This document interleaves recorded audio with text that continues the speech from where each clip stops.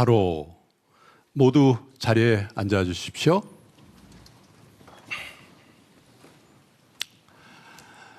안녕하세요. 대통령 오시기 전에 우리끼리 재밌게 얘기를 좀 나눴었는데요.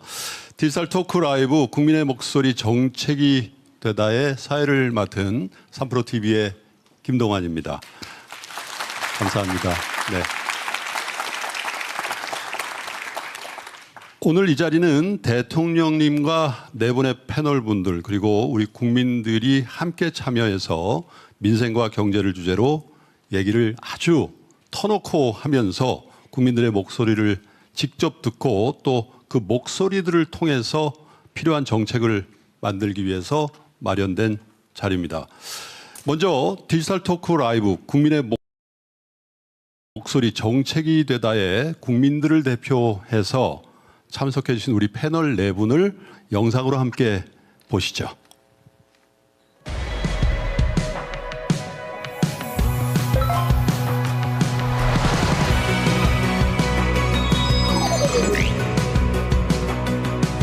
이번 시간을 통해서 현실적인 방안을 이야기할 수 있는 그런 보람찬 시간이 됐으면 좋겠습니다. 좀 더 다양한 것들을 보실 수 있을 거고, 이 농사가 다 끝나고 나면 여기 주민들과 함께 마을 축제를 한번 열 거예요. 과연 정부 지원 사업만으로 해결할 수 있는 건지 좀 더 적극적으로 논의해봐야 될 때라고 생각합니다.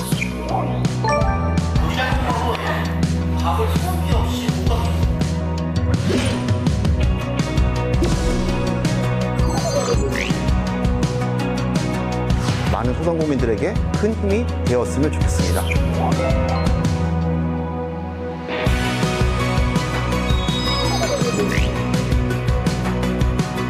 토크가 정책으로 이어지는 중요한 출발점이 되기를 바랍니다.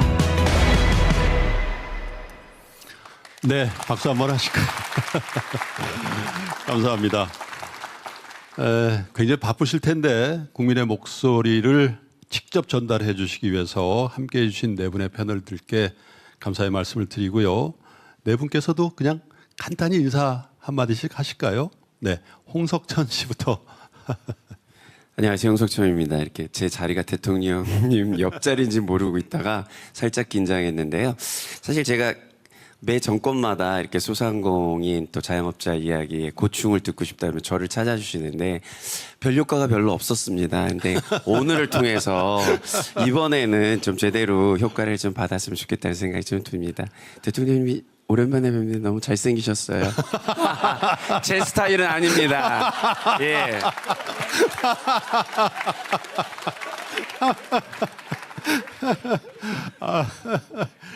자, 다음은 MBC PD셨고요. 지금 로컬 기획자로 활동 중이시죠. 최별 PD님도 간략하게 인사하시죠. 네, 안녕하세요. 전 전라북도 김제 죽산면 시골 마을에서 온 로컬 기획자 최별이라고 합니다. 저희 마을은 이제 인구 2,000명이 무너지는 것을 앞두고 있는데요. 지역 소멸에 있어서 로컬 기획자들의 생태계가 상당히 중요합니다. 그 이야기 오늘 해볼 수 있었으면 좋겠습니다. 네, 감사합니다. 그리고요, 계항로 맥주로 로컬 브랜드의 역사를 새로 쓰시고 있는 분입니다. 계항로 프로젝트의 이창길 대표님 인사해 주실까요? 네, 안녕하세요. 저는 인천에서 왔고요. 제가 하는 일은 인천 중구 구도심에 그 역할이 끝난 오래된 건물들, 옛날에 극장이던 병원이었던 건물에 2025년 대한민국 사람들이 좋아하는 컨텐츠를 기획하고 시공하고 운영해서 좀 지역을 매력적으로 만들어서 사람들을 불러 모으고 그다음 지역을 다시 활성화시키는 일을 이제 어느덧 지금 8년째 하고 있습니다. 그래서 인천이라는 로컬에서 이제 구도심을 발굴해서 좀 매력적으로 만든 일을 열심히 하고 있는 중입니다. 예, 이창길이라고 합니다. 감사합니다. 네.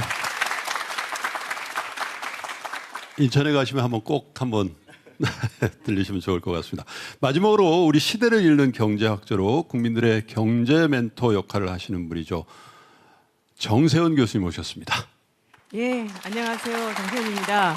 저는 대전에 있는 충남대학교에 재직하고 있는데요. 그 사람들이 오랫동안 대전이 노잼 도시다라고 했지만 아시다시피 지금 성심당이나 아니면 하나 이글스 때문에 더 이상 노잼 도시가 아닙니다. 그래서 이 소상공인 경제 활성화 이것이 지역에 얼마나 좋은지 이것의 하나의 중요한 사례인데요. 오늘 많은 좋은 얘기들이 나누어져서 그런 지역을 활성화시키고 그런 이 자리가 되었으면 좋겠습니다. 감사합니다. 네, 감사합니다. 자, 본격적인 얘기를 좀 나누기 전에요. 제21대 정부에서 민생과 경제가 어떻게 변화하고 있는지 그 현황에 대해서 잠시 좀 살펴볼 텐데 화면을 통해서 말씀드리겠습니다. 먼저 1차 민생회복 소비 쿠폰에 대한 국민들의 만족도 결과를 보고 계십니다. 76% 만족한다, 대체로 매우 뭐 이렇게 돼 있고 불만족한다 20%인데 정 교수님 뭐 코멘트 하실 게 있으신 것 같아요. 예, 보시면 아시겠지만 만족한다는 분들이 한 76% 정도 되셔서 이번에 그 민생 쿠폰 같은 경우에는 약간 필요에 따라서 차등화로 네. 준 것도 괜찮았던 것 같고요.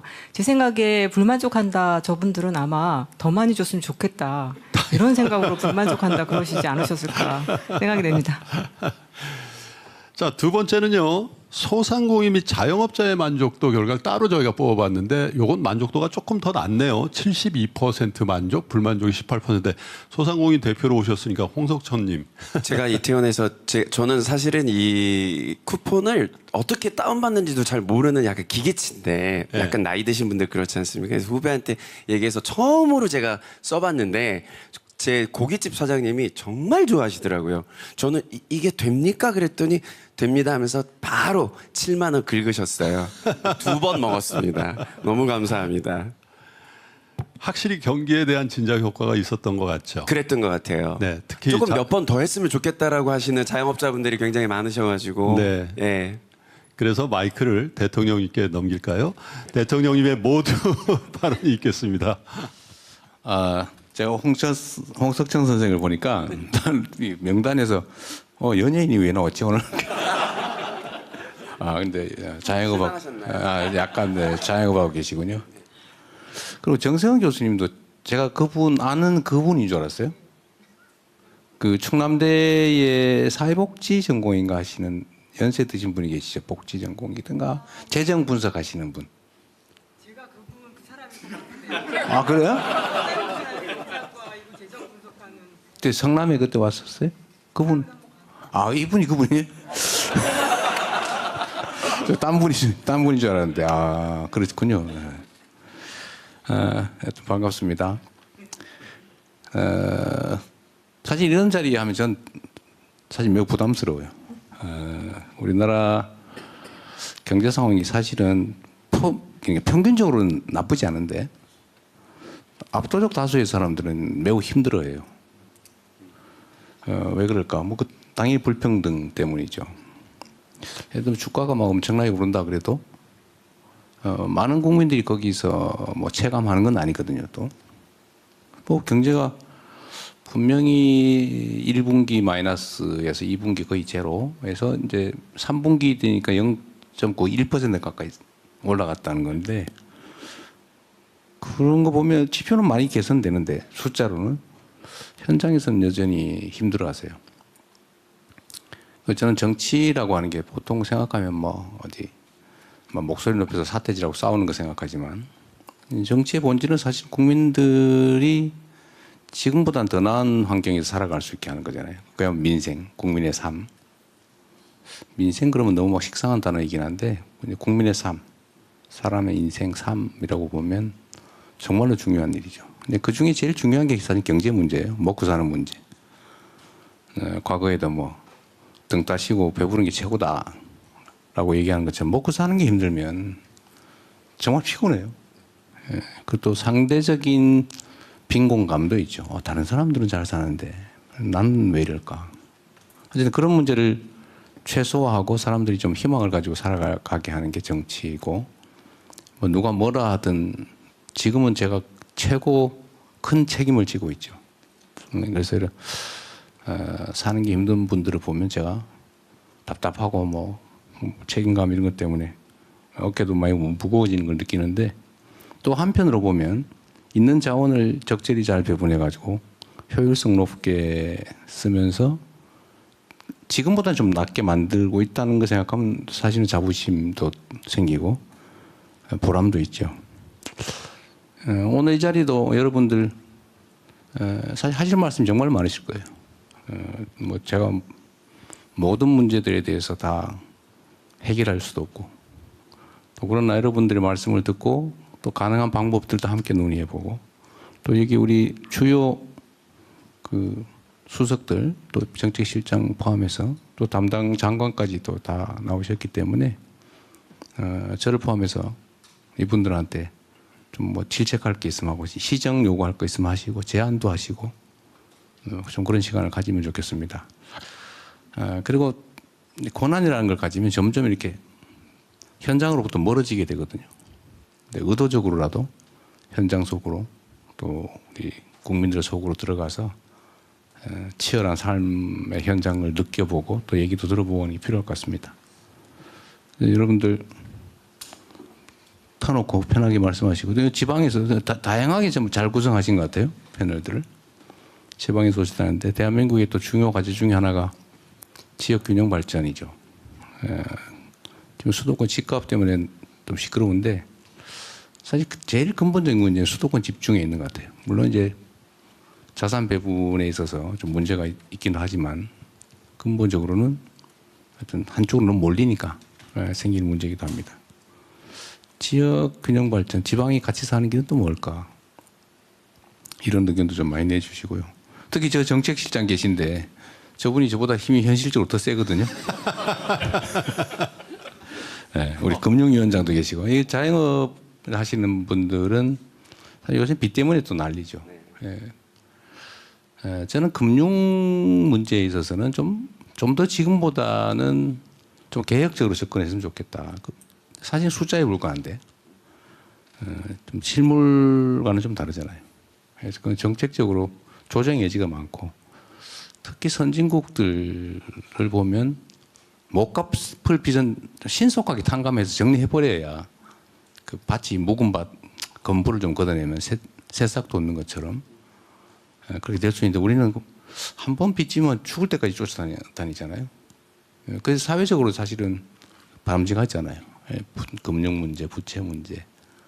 또 한 가지는 우리는 취업이 쉽지 않다 보니까 그게 전부 자영업에 많이 편입되어 있습니다.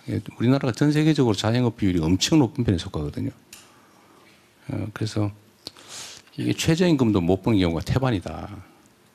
좀 어떠신지 모르겠는데. 저는 다 망했습니다.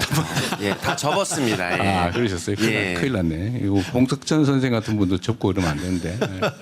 하여튼 가능한 방법을 좀 찾았으면 좋겠고요. 또 하나의 근본적인 심각한 문제는 양극화. 이 격차가 너무 심해요. 우리 사회가 가지고 있는 자원들이 너무 한쪽에 많이 쏠리면서 제대로 사용되지를 못하거든요. 누구는 없어서 못 쓰고, 누구는 남아서 안 쓰고, 못 쓰고. 그러니까 그 사회가 가진 자원과 기회들이 효율을 제대로 발휘하지 못하니까 사회 전체적으로 침체되거든요. 그래서 그렇게 되지 않도록 양극화 격차를 또 없앨 수는 없고 최소한으로 완화하는 거, 그 일들을 또 그건 정치가 해야 될 일이죠. 그런 얘기를 함께 나눠보고 실현 가능한 현실적인 정책들도 한번 같이 마련해보면 좋겠습니다. 반갑습니다. 그런데 우리 사회자분 내가 박수 쳤어요. 그런데 내가 분명히 대통령 들어오십니다. 일어서세요. 박수 쳤어요. 하지 말라고 그랬는데 누가 한 거예요? 아까 그거. 하시던데요? 이분도 약간 옛날 분이세요. 그게 아니로 그래서 MC 자리를 제가 있어야 되는데 저 그런 거 안 하거든요. 드릴 이상으로 말씀은 많습니다만 인정하겠습니다. 어깨가 무겁다고 하셨는데 여러분 격려의 박수 한번 크게 주시겠습니까? 네, 감사합니다. 자, 그러면 이어서 디지털 토크 라이브 국민의 목소리 정책이 되다 일부 현장의 목소리를 주제로 대통령님 그리고 패널 분들과 얘기를 정말 진솔하게 한번 나눠볼 텐데요. 지금까지 국민 사서함을 통해서 접수된 민생 경제 관련 주요 사안을 보면서 말씀을 이어가시죠.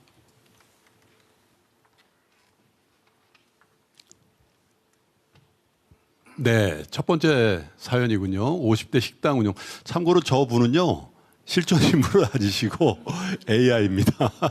여기 AI 수석님이 와 계신데 제가 그냥 간략하게 읽어볼게요. 코로나 때 대출을 받고 성실히 이자를 납부했지만 고금리와 비상계엄으로 소득이 줄어서 상환이 어려운 소상공인 자영업자가 많습니다. 빚을 탕감해달라는 게 아니라 이자 보전 지원으로 장기 저금리 대환 대출을 도입해서 원금과 이자를 갚아 나갈 수 있도록 숨통을 트여주시길 부탁드립니다. 이렇게 하셨는데 최 PD님 말씀. 네. 네. 저희 죽산면에도 청년 상인들이 한 10팀 정도 운영을 네. 하고 있거든요. 근데 이제 지역의 특성이 그러다 보니까 평일에는 사람이 없고 주말에만 이제 관광객들이 좀 오는 정도였는데 그분들이 그 코로나 시기를 다 버텼습니다. 다 버티고 이번에 그 김제시청에서 하는 2차 보전 그 지원 사업 때문에 신용보증 기금에 저도 이제 자영업자가 돼서 대출을 받으러 갔어요. 줄 서서 기다리고 있는데 다 만나게 되더라고요. 거기에서. 그래서 다들 이걸로 좀 숨통 좀 트겠다 이런 얘기를 하면서 좀 취지에 공감을 많이 했던 경험이 있습니다. 금융위원장님 끄떡끄떡하고 계시는데 소관 부처 제가 지금 금융위원장님한테 한번 물어볼게요. 이럴 때 얘기해야 돼요. 우리가 코로나 때 다른 선진국들은 다 국가 재정으로 코로나 위기 극복 자금을 썼잖아요, 그죠? 국가 부채가 늘어났죠. 근데 개인 부채는 그렇게 늘어나지 않았고, 근데 우리는 국가가 부담한 건 거의 없고 다 개인한테 돈을 빌려줘 가지고 극복하는 바람에 개인 부채가 엄청 늘어났잖아요. 근데 이제 숫자를 잘 모르겠는데 우리나라의 부채 증가율보다 그때 코로나 극복하면서 다른 선진국들이 되게 우리보다 한 5% 가까이 더 늘지 않았어요? 몇 퍼센트 정도에서 혹시 아세요? 저기 정부의 정부 부채 부채. 늘어나는 게 대충 몇 퍼센트 한 그 늘어났던데? 미국 같은 경우 한 10% 포인트 이상 늘어났었죠. 그렇죠. 근데 네. 우리는 거의 안 늘어났는데. 우리도 늘어나긴 늘어났는데 늘어났는데 뭐 많이 안 늘어났죠. 네. 근데 그 차이가 5%라고 보면 네. 그냥 작게 잡아서 사실 5%면 우리 국가 GDP로 2,500조 정도 잡으면 5%면 얼마예요? 75조 네. 원이죠. 네. 75조 원이 사실 국가가 부담할 거를 개인한테 다 전가한 겁니다. 이게 명백한 사실이에요. 그러니까 최소 수십조 원, 100조 원 가까우게 우리는 다른 나라는 국가가 부담했는데 우리는 개인한테 돈을 빌려줘가지고 개인이 빚으로 견뎌온 거죠, 코로나를. 이만큼 사실 자영업자가 더 어려워진 겁니다. 근데 이 문제에 대한 대책은 솔직히 금융위 입장에서 어떠세요? 이런 걸 예를 들면 지금 우리가 그때 당시 뭐 PPP니 뭐 이런 제도 도입해야 된다, 탕감해야 된다. 저도 사실 선거 때 그 얘기를 했는데 이걸 좀 하려고 하니까 도덕적 해이 뭐 이런 얘기하고 누구는 열심히 가는데 왜 그거 탕감을 해주거나 아니면 그 연기해주거나 저 대환 대출 원하잖아요. 좀 저리로 장기로 바꿔달라는 거. 왜 그거 해주냐? 그 속된 말로 버릇 나빠진다. 도덕적 해이를 유발한다. 그래서 사실은 정책적으로 저항이 많지 않습니까? 그거 어떻게 해결해야 됩니까? 아니 이제 먼저 대통령께서 제시한 그 구조적인 측면에서 한국이 코로나 위기가 났을 때 이 부담들을 어떻게 사회적으로 공평하게 효율적으로 분담을 하느냐 이 부분에 있어서 대통령께서 말씀하신 대로 그때는 정부는 가능한 적게 쓰면서 사실 부채로 일단은 막으면 결국 그렇게 됐을 때 코로나가 극복이 되면 경기가 좋아져서 부채를 다시 상환한다. 뭐 그런 정도의 흐름이 있었을 텐데 근데 보면은 부채는 늘었는데 또 금리는 올랐잖아요. 고금리가 됐잖아요. 근데 경제는 안 좋아지죠. 그다음에 자영업자 하시는 분들 아시겠지만 경쟁자는 더 세지나 온라인이라든지 더 대규모 기업들. 그러니까 점점 안 좋은 쪽으로 가니까 결국 이 귀결되는 부분은 빚이 더 크게 늘어나고 상환은 잘 안 되고. 그럼 사회적으로 이 부분을 어떻게 할 거냐? 이걸 개인적인 부분으로 볼 거냐? 구조적인 측면에서 보면 사실 어떤 면에서 개인적으로 보면 다 개인적인 접근을 하면 아까 그분들이 하신 말씀이 맞지요. 성실하게 상환한 분과 그렇지 않은 분들은 분명히 다른 거죠. 그렇지만 구조적으로 봤을 때 그럼 한국 사회가 여기서 어떻게 나가는 게 바람직하고 그 원인이 무엇이었느냐. 이게 정상적인 거냐 아니면 일시적인 거냐 아니면 특별한 위기 상황에서 발생한 거냐.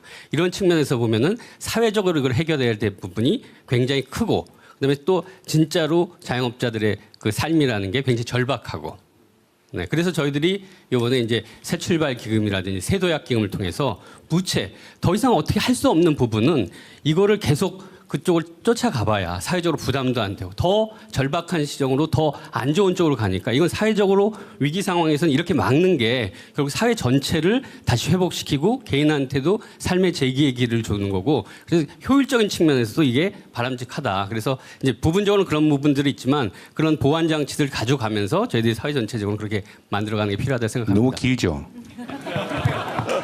근데 이게 결론적으로 어쨌든 다른 나라들은 국가가 국가 부채를 늘려가면서 그 위기를 극복했는데 위기 극복 비용을 국가가 부담했는데 대신 국가 부채가 늘어났죠. 우리는 힘없는 개인들한테 다 전가했다. 물론 이 능력 있고 이런 사람들 막 갚았죠. 근데 못 갚는 사람이 너무 많아서 우리가 이제 다음 내년 예산에서 이걸 인수해서 탕감하는 예산을 좀 잡았잖아요. 그런데 우리 국민 여러분께서도 좀 이 점들을 좀 이해해 주셔야 되는데 우리는 부채를 어떻게든지 공공부문에서 재원 부담을 해서 해결을 해주려고 그러면 바로 그 반론이 나와요. 그거 도덕적 회의를 유발한다. 그거 성실하게 갚은 사람은 뭐냐 해주지 마라. 지가 돈 썼으니까 지가 죽을 때까지 갚아야 된다. 이런 생각들을 하잖아요. 근데 저는 이게 우리 사회 경제적으로도 바람직하지 않다. 그 사람들 시중분양 만들어가지고 평생 고생시키면 좋아집니까? 오히려 퇴출되죠. 이 시장에서. 그래서 이거를 이제 금융위원장이 새로 오셔서 제가 밀어드릴 테니까 좀 세게 하세요. 그리고 저 재정도 좀 많이 배정해 주시고. 예, 대통령. 제가 핑계 대는 거 아니에요. 저는 사실 막 하고 싶은데 여론 부담이 상당히 커요. 이게 이런 논의를 통해서 이게 어떤 게 진짜 사회 전체적으로 바람직하냐. 이걸 해결하지 않으면 경제 성장률이 점점 떨어지잖아요. 뭐 전체 부가 덜 늘어나잖아요. 근데 이런 걸 해결해 주면 경제 볼륨이 커지면 모두가 혜택을 보거든요. 선순환을 만들어야 되는데. 간단히 제가 총괄적인 숫자들 한번 말씀드리면 대통령이 말씀하신 대로 당시에 GDP 대비해서 재정 적자가 미국은 한 17%, 18%포인트 가장 많이 지출한 나라고요. 유럽은 한 8, 9% 정도 있고 우리가 한 3, 4% 정도 했습니다. 그러니까 이제 미국은 이제 의료보험이 없으니까 한 것도 그냥 약간 좀 극단적인 거고. 근데 당시에 집합 금지라는 것은 개인의 사업을 국가가 행정명령으로 막은 겁니다. 그럼 물론 이제 우리 건강 때문에 그랬지만 이론적으로 보면은 사회 혜택을 위해서 국가가 행정명령으로 사업을 막은 거니까 국가 응당 보호전회 중에 맞는데 이미 그때 이제 뭐 대출로 해서 몇 년간 갚으셨어요. 지금 남아 있는 것들은 한 10조 정도 됩니다. 그 남아 있는 버텨 뭐 많은 분들이 또 사업을 이제 정리하신 분들도 계신데 그래서 초기에 그런 그 논의를 했으면 좀 나을 텐데 그러면 4, 5년 동안 갚으신 분들은 또 뭐냐라는 게 있어서 지금 남아 있는 거를 해결하는 데 10조 정도 돈이 듭니다. 그러면 금융회사들이 대출 이미 이제 탕감할 수 있는 부분 1, 2조를 좀 감당할 수 있을 거고요. 이익이 있으니까. 그 재정이 좀 도와주고 재기하고 이런 방안들을 좀 논의를 해봤는데 10조란 돈이 그래서 대통령이 말씀하신 대로 정말 여력이 없는 사람들을 재기를 도와주는 그런 방식으로 할 수 있는 그 방안까지도 한번 이거는 이제 소상공인이라 중소벤처부에서 합니다. 금융위하고 논의를 해서 이제 필요한 부분은 사회 공론화로 그렇게 하겠습니다. 좀 간단하게 말씀드리자면 잘하는 사람한테는 더 잘하게 칭찬을 해주고 좀 못한 사람한테는 좀 잘하게끔 인도해주면 되는 거잖아요. 그러니까 탕감하고 뭐 부채를 뭐 없애주는 건 너무 좋은데 이제 형평성도 있으니까 그동안 잘 갚은 사람한테는 잘했다. 그래서 그냥 0.5%의 금리로 좀 대출을 더 해준다든가 뭐 그런 좀 보상을 해주면 되지 않을까 지금 싶어요. 약간 금리 이번에 이제 금융위가 만든 거는 금리를 지금 가능한 뭐 가장 낮게 하고 한도도 넓혀준 것까지는 이번에 했고요. 그게 아까 말씀하신 대표님이 일부 혜택을 누리는 건데 보다 근본적으로 그렇게 해서도 감당이 안 된 부분들이 한 절반 정도가 있습니다. 그 부분을 대통령께서 지적하신 거고요. 어쨌든 이해가 좀 너무 길어지는 것 같긴 한데 우리 홍서천 사장님이시지. 전화하셔도 우리 홍 사장, 홍 사장.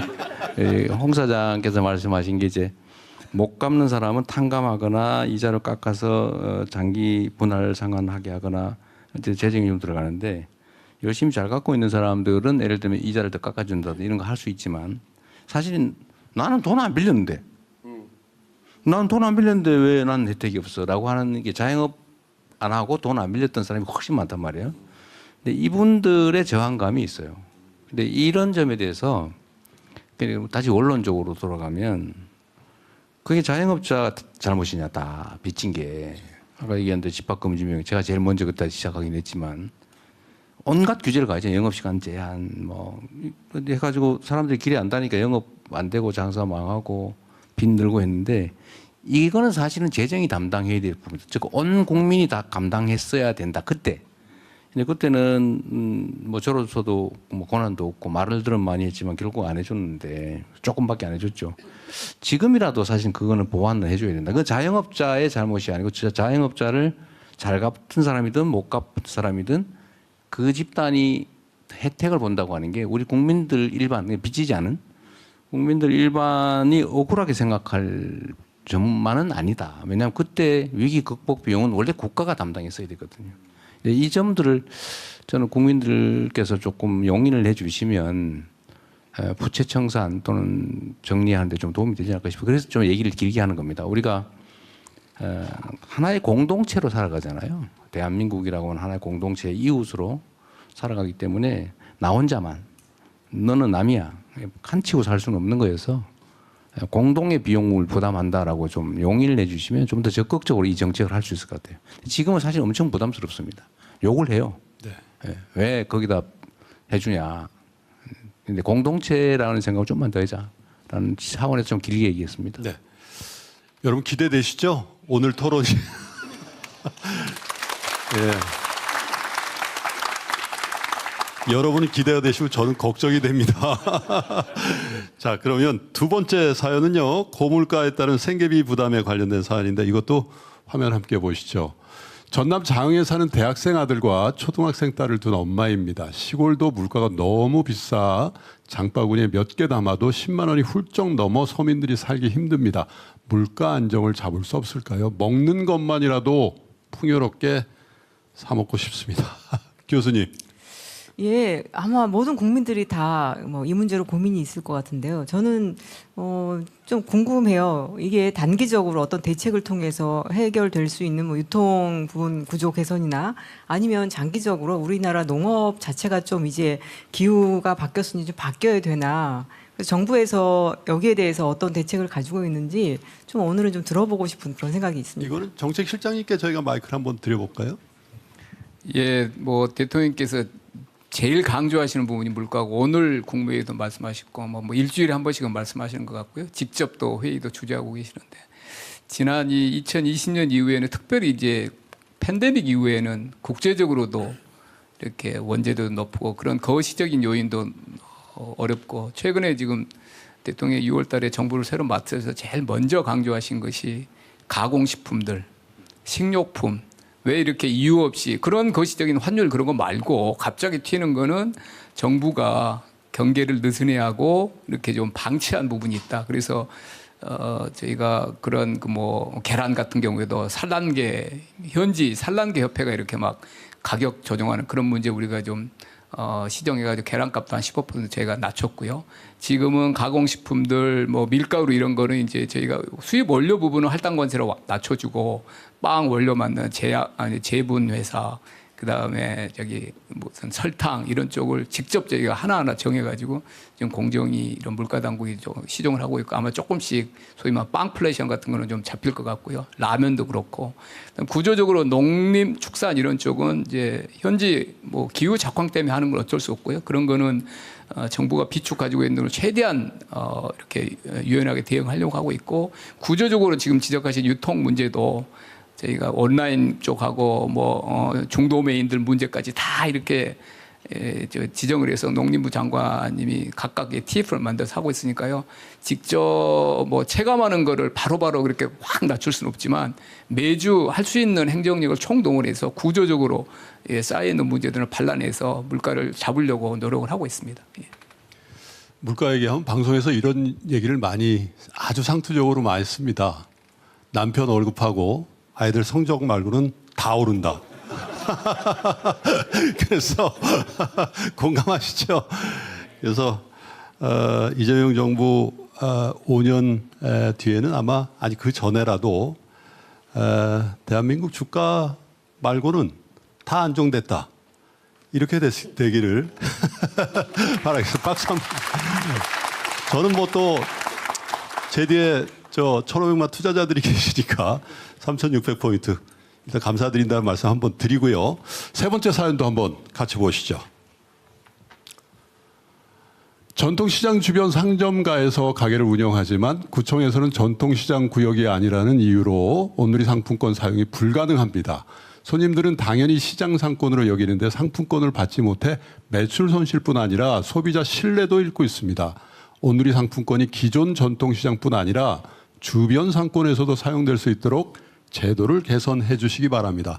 석천 씨 할 말씀 있으실 것 같아요. 뭐 전통시장, 저는 부모님이 시골에서 시장에서 한 40년을 포목점을 하셨던 분이셔서 전통시장에 대해서 누구보다 잘 알고 있는데 많이 개선되고 많이 좋아졌던 것 같아요, 지금. 근데 아직도 뭐 다들 아시겠지만 뭐 주차가 1번 해결해야 될 게, 그리고 두 번째로 전통시장이라는 곳이 지리적으로 그 동네에 가장 핵심적인 위치에 차지하는 게 대부분입니다. 왜냐하면 예전에는 이제 전통시장을 중심으로 모든 게 경제활동이 됐기 때문에 그 좋은 자리에 밤 5시, 6시 이후에는 암흑이에요. 그러니까 그 동네를, 그 시장을 밤에 2부 장사하듯이 젊은 친구들이, 아티스트들이, 젊은이들이 거기 가서 공연도 하고 그림도 하고 뭐 자기들 소품도 팔고 야시장 같은 느낌으로 개발하는 것도 하나의 방법이 될 수도 있고, 그러면 또 기존에 가게를 하고 있는 분들이 뭐 작지만 뭐 한 20만 원이라든가 뭐 전기, 물감 뭐 이런 거 쓰는 거 있잖아요. 뭐 이런 거에, 그리고 마지막 정리하는 거는 또 약간 노령층에 동네 분들이 와서 돈 받고 청소해주고, 이게 굉장히 선순환 구조를 만들 수 있는데 이걸 아무리 얘기를 해도 잘 이해를 못 하시는 것 같아요. 저기 담당자 분 있으면 저랑 같이 이스라엘에 그 예루살렘을 가면 그런 곳이 있거든요. 시장이 밤낮으로 운영을 해요. 보고 이거 우리나라에서도 해도 너무 잘 되겠다 싶은데 꼭 한번 저랑 이야기 나누는 시간이 됐으면 좋겠습니다. 김종관 산업통상부 장관님, 통상 문제로 바쁘시긴 할 텐데. 그래요. 예. 제가 여기 와서 보니까 제 본업을 더 충실히 해서 많은 돈들이 우리 자영업자, 소상공인분들한테 흘러 넘치게 하는 게 제 일단 미션 목표인 것 같습니다. 마침 예루살렘에 가서 저도 그런 데를 봐서 저는 그 아이디어는 했는데 그 아이디어를 담당하고 있는 중소기업 벤처부 장관님한테 꼭 전달을 해서 할 수 있도록 하겠습니다. 정책실장님도 마이크를 드셨네요. 오늘 그 국정감사 때문에 못 오시는데요. 제가 한성숙 장관님하고 같이 꼭 자리를 만들겠습니다. 대통령님. 잠깐 하나만 좀 말씀을 좀 드리면요. 어쨌든 말씀드렸지만 우리나라는 자영업자 비중이 너무 높아요. 결국은 사실 창업을 하게 하거나 소위 일자리를 만들거나 해야 되는데, 결국 일자리는 기업의 성장 발전과 직결돼 있지 않습니까? 어쨌든 그건 우리 산자부 장관이나 중소기업부에서도 열심히 할 거고, 또 창업도 사실 많이 늘려서 자영업 내의 경쟁을 좀 줄여야 돼요. 우리는 너무 넘쳐요. 저는 그런 생각이 들던데, 하여튼 이게 누가 가서 이제 경쟁 과잉으로 망하면 그 자리 또 누가 들어 또 망하고 또 망하고, 이 무슨 개미지옥 같은 느낌을 줘서 너무 안타깝던데요. 어쨌든 그거는 국가의 산업 경제 구조를 바꾸는 것에 결국 달려 있다. 뭐 그건 우리 총력을 다할 건데, 어쨌든 조금 그건 기대해 주시고요. 당장의 문제로 지금 온누리 상품권 얘기는, 이제 온누리 상품권하고 지역화폐는 지역 제한이 있냐 없냐가 결정적인 차이죠. 근데 대한민국의 문제, 저희 입장에서는 온누리 상품권은 저기 소진도 잘 안 됩니다. 근데 사실 그 예산